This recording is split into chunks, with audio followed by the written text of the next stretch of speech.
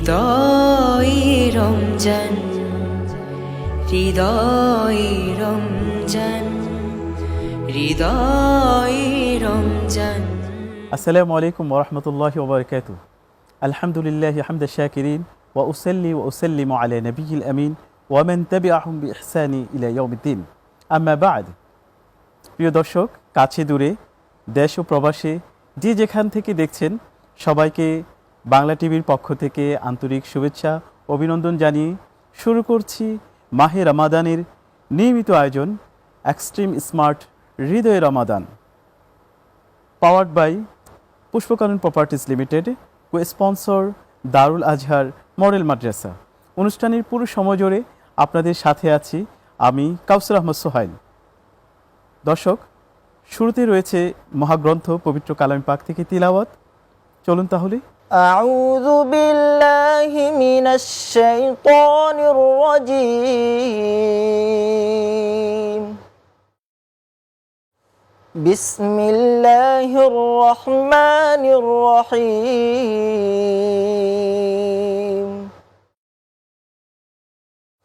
ইন্না ফাতাহনা লাকা ফাতহাম মুবিনা ليغفر لك الله ما تقدم من ذنبك وما تأخر ويتم نعمته عليك ويهديك صراطا مستقيما وينصرك الله نصرا عزيزا هو الذي أنزل السكينة في قلوب المؤمنين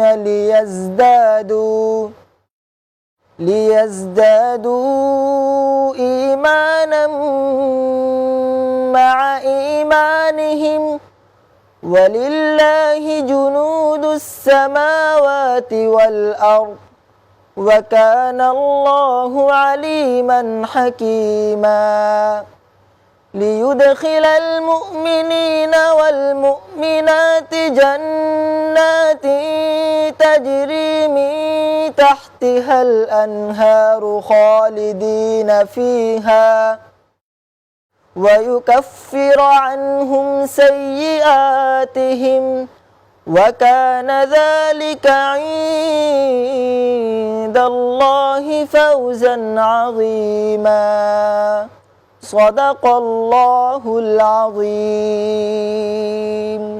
আলহামদুলিল্লাহ, আমরা অত্যন্ত সুললিত কণ্ঠে মহাগ্রন্থ কালাম পাকের তিলাওয়াত শুনলাম। দর্শক, আজকে আমাদের স্টুডিওতে উপস্থিত হয়েছেন বিশিষ্ট ইসলামী চিন্তাবিদ ডক্টর মুফতি মারুফ বিল্লাহ। মোহতারাম, কেমন আছেন? আলহামদুলিল্লাহ, ভালো আছি। মোহতারাম, আজকে আমাদের আলোচনার বিষয় তাকওয়াপূর্ণ জীবন গঠনে মাহে রমাদানের ভূমিকা। এখন তাকওয়ার মাস চলছে, তো আমরা এই বিষয়ে আপনার থেকে গুরুত্বপূর্ণ আলোচনা শুনব। আলহামদুলিল্লাহ রাব্বিল আলামিন, আসসালাতু ওয়াসসালামু আলা আশরাফিল আমবিয়াই ওয়াল মুরসালিন ওয়া আলা আলিহি ওয়া সাহবিহি আজমাইন। আমাদের আজকের আলোচ্য বিষয় হলো তাকওয়াপূর্ণ জীবন গঠনে মাহে রমজানের ভূমিকা। এখানে যদি আমরা খেয়াল করি যে আজকের এই বিষয়টা অত্যন্ত গুরুত্বপূর্ণ, বিশেষ করে মাহে রমজানকে সামনে রেখে এই বিষয়টা আমাদের মাঝে আরও বেশি গুরুত্বপূর্ণ হয়ে উঠছে। আমরা এখানে কয়েকটা বিষয় খেয়াল করব। একটা হলো মাহে রমজান, তাকওয়াপূর্ণ জীবন গঠনে মাহে রমজানের ভূমিকা। তাকওয়াপূর্ণ জীবন আল্লাহ তাআলা কোরআন শরীফের মধ্যে বলছেন, আউযু বিল্লাহি মিনাশ শাইতানির রাজীম, বিসমিল্লাহির রহমানির রহিম, ইয়া আইয়ুহাল্লাযীনা আমানু কুতিবা আলাইকুমুস সিয়াম কামা কুতিবা আলাল্লাযীনা মিন ক্বাবলিকুম লাআল্লাকুম তাত্তাকুন। অর্থাৎ রমজানের উদ্দেশ্যই আল্লাহ তাআলা বলেছেন তাকওয়া অর্জনের জন্য। সুতরাং তাকওয়া অত্যন্ত গুরুত্বপূর্ণ একটা বিষয়। বান্দা যদি তাকওয়াপূর্ণ জীবন গঠন করতে পারে তাহলে সেই বান্দা সফল। আমরা এই তাকওয়াটা আমরা কিভাবে অর্জন করতে পারি? তাকওয়া অর্জন করার জন্য আমাদেরকে প্রথমে চারটা কাজ আমরা করতে পারি। এক নম্বর, আল্লাহর পরিচয় সম্পর্কে আমরা জানতে পারি।